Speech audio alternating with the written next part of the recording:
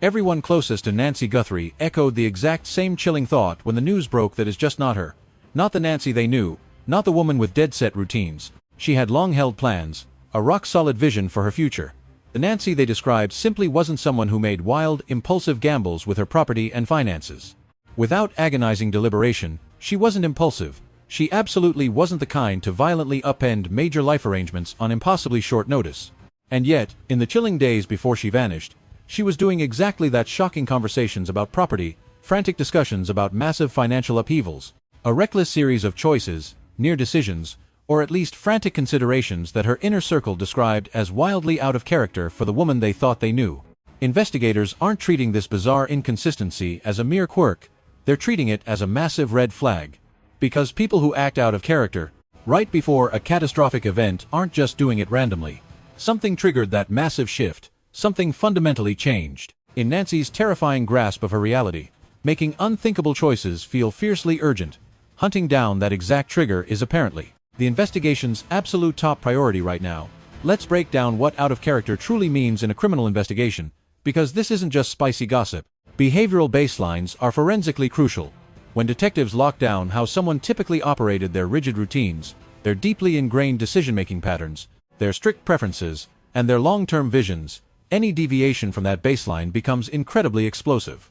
Not because changing your mind is always suspicious, but because violent behavioral shifts right before a major tragedy almost always expose a chilling change in the victim's grasp of their own reality. People paralyzed by fear act radically differently. People who have suddenly uncovered something deeply sinister about their own life circumstances behave drastically differently.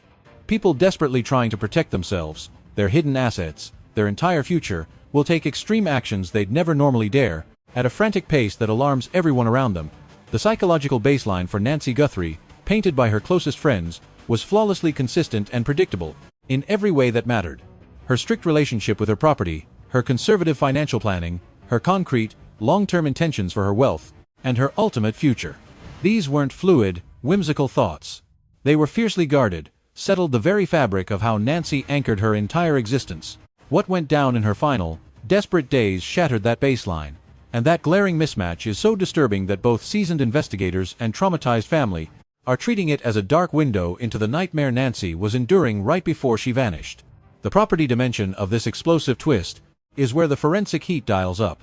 Nancy was reportedly having frantic conversations about her real estate, demanding massive changes to how it was held, structured, or designated right before her disappearance.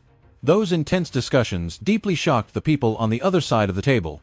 They described Nancy's sudden obsession with major property shifts as staggering, entirely blowing up what they thought her plans were. Now, stack that bombshell against every dark secret the investigation has already dug up about the property in this twisted case. A deeply suspicious signed document in Annie's home detailing Nancy's assets. A shadowy financial architecture of estate maneuvers and sudden beneficiary designations that detectives heavily suspect was rigged to benefit specific people once Nancy died. A frantic will review that Nancy hastily initiated because she smelled a rat in her own estate arrangements. A mysterious life insurance policy she was aggressively probing in her final, panicked days. Nancy, suddenly rushing massive property changes in that same suffocating window, isn't a mere coincidence. It is a desperate reaction to a horrifying truth she had just uncovered about how her own wealth was secretly being manipulated behind her back. What detectives unearthed in those financial records terrifyingly aligned with everything else the investigation has been piecing together. The timeline of Nancy's erratic, panicked decisions is reportedly where the task force is hyper-focused right now, and the razor-thin margins of that timing elevate this from a mere psychological quirk to a blazing hot forensic trail. These intense conversations and dramatic decisions didn't drag out over months.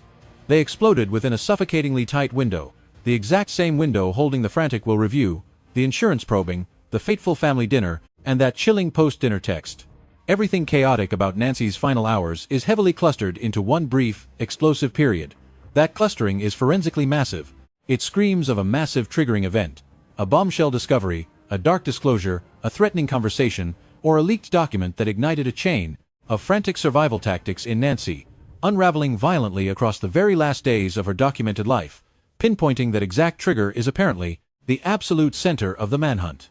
Because that trigger is the precise second Nancy's illusion shattered the terrifying moment she went from blindly trusting what was being done around her to being intensely, dreadfully aware The flashpoint that morphed her from a woman living completely in the dark into a desperate fighter trying to blow up the scheme before it turned irreversible.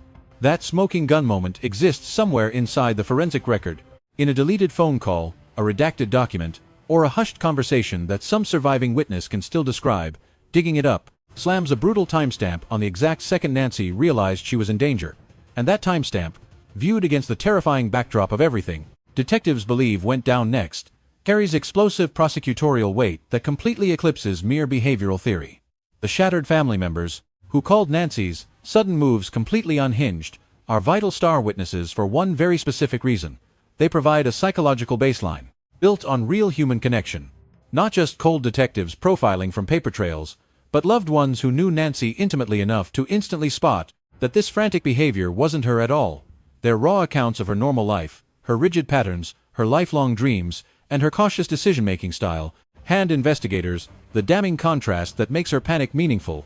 But those intimate accounts hold something far more dangerous: the conversations themselves. The frantic talks about asset stripping and financial shockwaves that deeply rattled her family. Those conversations were packed with explosive details. Nancy dropped specific hints, she made excuses, or notably refused to. She radiated desperate urgency, or poorly faked being casual. She either revealed her terror, or buried her paranoia while ruthlessly forcing changes she wouldn't completely explain. Exactly what Nancy whispered in those tense, final conversations, down to the exact words she used and the spin she chose, is vital intel that her confidants still carry, intel that investigators are apparently scrambling to fully document. Because Nancy's own panicked words, during those terrifying final days of absolute hyper-awareness about her situation, remain our only window into the waking nightmare she realized was swallowing her whole. She cannot speak from the grave now, but she spoke then to her family, who found her behavior shocking enough to remember it with vivid specificity, and investigators are apparently hanging on every word. Those family members recall her saying, "Here is the dimension of this development that connects it directly to the conflicting family testimony thread." Because the connection is more lethal than it might initially appear. One family member reportedly remembers the night Nancy vanished, in a drastically different light than the others. Their take on the sequence of events, the electric emotional tension of the gathering, the specific clashes that occurred, everything diverges in ways investigators are stress testing for consistency against the cold, hard forensic facts. If that same family member was also present for some of Nancy's erratic, out-of-character rants about her property and financial changes, if they were among the people Nancy was begging for answers in her final days, then their account of those conversations is both part of the behavioral evidence and a piece of the conflicting testimony that investigators are treating as potentially explosive. A witness who remembers both the property disputes and the night itself, differently than other family members, occupies a uniquely powerful position in the investigative record. They aren't just providing one type of evidence. They are potentially corroborating a chilling picture of Nancy's final days, her frantic awareness, her desperate urgency, her fractured state of mind, that the forensic record independently supports. The more those two threads align, the divergent account and the behavioral evidence of Nancy's out-of-character choices, the stronger the human testimony layer of this case becomes. It is not replacing the physical and digital forensics, but giving them the raw, human texture that a jury needs to fully grasp what happened. Let's talk about what motivated reasoning looks like when investigators examine sudden behavioral shifts. Because it is a vital analytical frame for understanding what Nancy's actions mean. Motivated reasoning is the psychological trap where a person's behavior becomes laser-focused on a specific, urgent goal, rather than their normal decision-making pattern.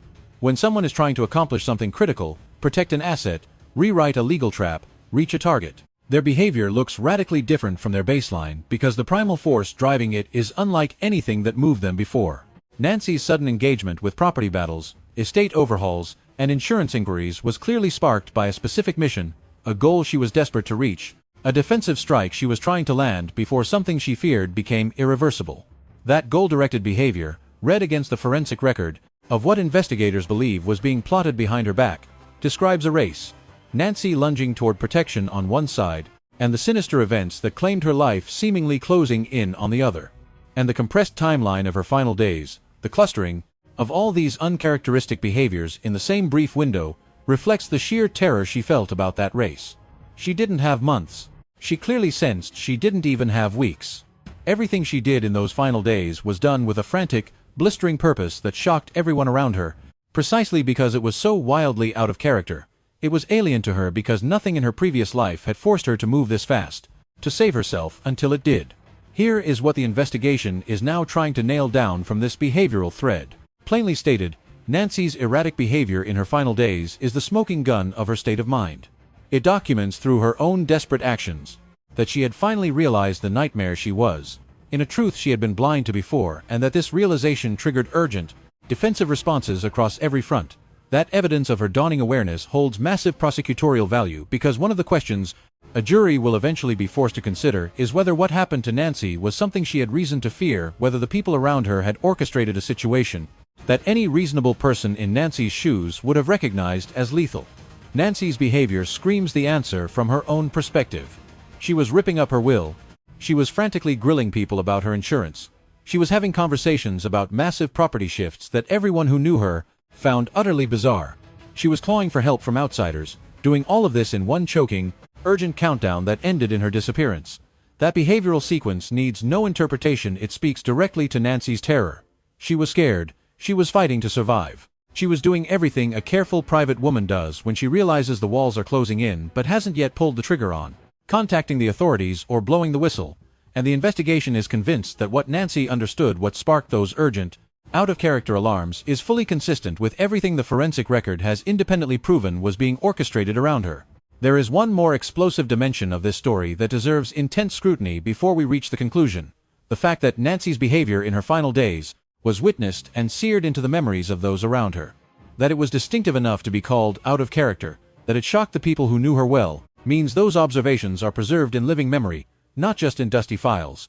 Human testimony about this behavioral shift is admissible and lethal at trial. A family member who can testify that Nancy's frantic property disputes were completely contradictory to everything she had claimed about her future. Over years of conversation, that testimony gives a jury a human frame to understand why Nancy's actions mattered, why they weren't routine, and why the manic urgency behind them reflected a genuine fear of death rather than a casual financial audit. That testimony, combined with a forensic blueprint of what investigators believe was being rigged around Nancy's death, and fused with the physical evidence at the property, builds a case that strikes on every level: technical, forensic, financial, and profoundly human. Nancy Guthrie spent her final days trying to dismantle the trap being set for her, scrambling to secure her legacy, reaching for allies, and fighting to solve a puzzle that, once clear, apparently drove her to take action with a frantic intensity that no witness could ever forget. She didn't succeed. She vanished before the lifeboats could be deployed, before the whole truth could be carved into the record, before the people hunting her could be halted by her defensive strikes. But her terror survives in the memories of the people she spoke to, in the paper trail of the inquiries she made, in the communication logs of the people she clawed toward, and in the property and insurance files that scream what she was trying to fix. Nancy's final days are their own forensic record, a chilling map of what she knew, what she feared, and what she fought to change. The investigation has been building a picture of Nancy Guthrie's final days from every direction: digital, physical, financial, and witness accounts. Human testimony. What this out-of-character behavioral thread adds to that chilling picture is the most explosive element of all: Nancy's own voice, not recorded or transcribed, but fiercely expressed through her desperate actions, the pointed questions she asked, the frantic conversations she sparked, and the radical changes she fought to make in that suffocating, urgent window before vanishing. She knew something was dead wrong. She was trying to fix it. She was sprinting towards safety with everything she had. The investigation is fighting to ensure that frantic push wasn't in vain. The real shock wasn't the discussions themselves, it was what they brutally revealed about how clearly Nancy Guthrie understood, in her final days, exactly what was happening around her, and how desperately she was fighting to stop it.